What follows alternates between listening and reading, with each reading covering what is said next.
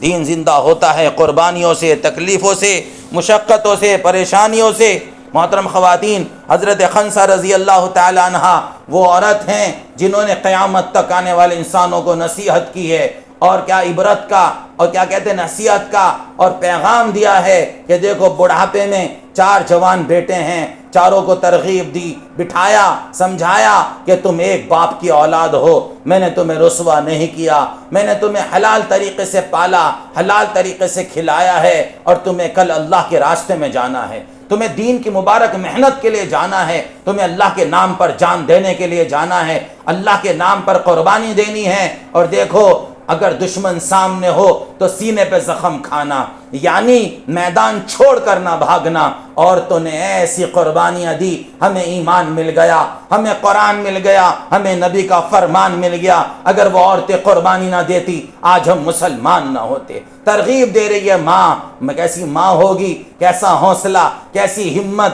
اور دل کے اندر اللہ رسول کی محبت اتری ہوئی، دل کے اندر نماز کا شوق، قرآن پڑھنے کا شوق اترا ہوا، دل کے اندر آخرت کی فکر، ہمیں مرنا ہے، دنیا سے چلے جانا ہے، ہر وقت یہ فکر سامنے ہے، قیامت میں اللہ کے سامنے کھڑا ہونا ہے۔ جس کے سامنے قیامت ہو، جس کے سامنے موت ہو، جس کے سامنے قبر کا گڑھا ہو، وہ کیوں گناہ کرے گا، وہ کیوں جھوٹ بولے گی، وہ گانے بجانے کی محفلیں کیوں سجائے گی؟ ارے جس کے سامنے آخرت ہوتی ہے اسے ہر وقت نماز کا فکر ہوتا ہے، قرآن کا فکر ہوتا ہے، تسبیح تلاوت کا فکر ہوتا ہے، کیسے اللہ سے تعلق ہو جائے، میرا رب مجھ سے راضی ہو جائے، میری دنیا بھی بنے، میری آخرت بھی بنے، یہ فکر ہر وقت سوار ہونا چاہیے۔ محترم خواتین، تو کیا کہتے ہیں حضرت خنسہ رضی اللہ تعالی عنہ 4 جوان بیٹوں کو اللہ کے راستے میں بھیجا، نصیحت کی، آخرت کا فکر دلایا، قبر، قیامت اور حشر کے میدان کا فکر دلایا۔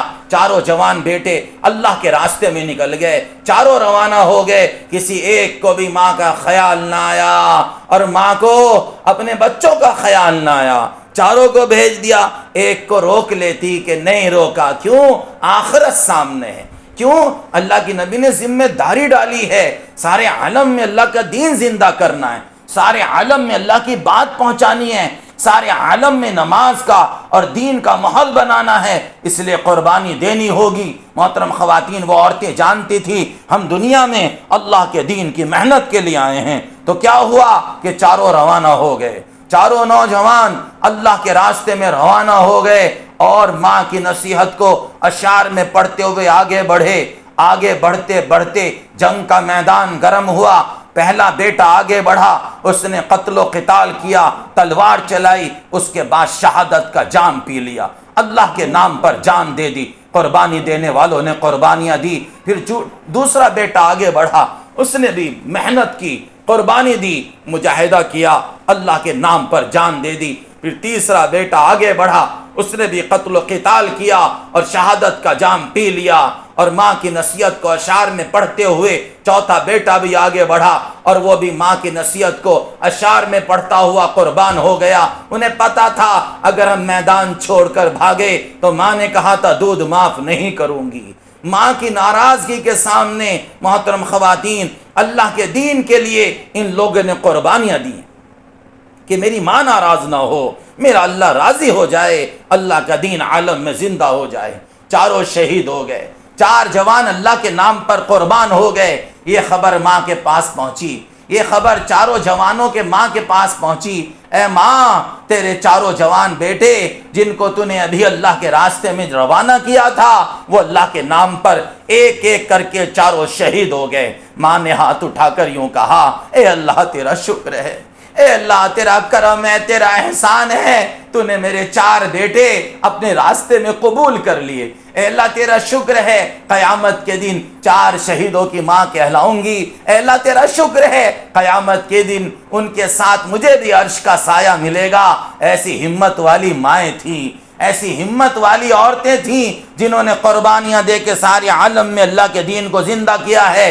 آج ہمارے سامنے موقع ہے محترم خواتین، آنے والی اکتوبر 31 اکتوبر کو سہارنپور ضلع کا اجتماع ہے۔ محترمہ خواتین، ابھی کچھ سال پہلے ایک علاقے میں اجتماع ہوا، وہاں کی 1 لاکھ عورتوں نے روزہ رکھ کر اجتماع کی کامیابی کی دعا مانگی۔ اس اجتماع سے یہ چاہا جا رہا کوئی بے دین کوئی بے نمازی نہ رہے۔ اس اجتماع سے یہ چاہا جا رہا ہر گھر میں فضائل کی تعلیم شروع ہو جائے، ہر گھر میں دین کی محنت شروع ہو جائے، ہر گھر سے کم ایک آدمی 40 دن کے لیے اللہ کے راستے میں چلا جائے، اور ہر مسجد سے ایک جماعت 4 مہینے کی نکل جائے۔ اور محترم خواتین، کم سے کم ہر بالغ مرد کے 3 دن ضرور لگ جائیں اس اجتماع سے پہلے 100 جماعتیں اجتماع سے پہلے اور 100 جماعتیں ہمیں اجتماع سے دینی ہیں۔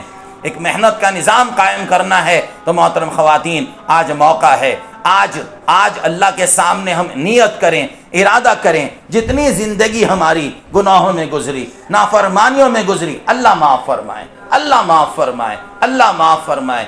آج کے بعد انشاءاللہ ثم انشاءاللہ جینا بھی دین کے لیے ہے اور مرنا بھی دین کے لیے ہے۔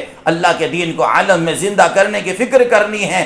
تو ایک کام گھر میں تعلیم، دوسرا اپنے مردوں کو اللہ کے راستے میں بھیجنا، تیسرا 5 ٹائم کی نماز کا اہتمام، اور چوتھا اللہ کا ذکر، 3 تسبیح صبح کو 3 تسبیح شام کو پابندی سے پڑھا کریں۔ تیسرا کلمہ درود پاک اور استغفار، جب ہم کثرت سے اللہ کا ذکر کریں گے، قدم قدم پر اللہ ہماری مدد کرے گا، اللہ ہماری نصرت کرے گا، اللہ ہمیں عزت دے گا، اللہ ہمیں راحت دے گا، غیب سے ہمارے کام بنیں گے، غیب سے اللہ روزی عطا فرمائیں گے، پریشانیوں کو اللہ ختم کر دیں گے، بیماریوں کو اللہ ختم کر دیں گے۔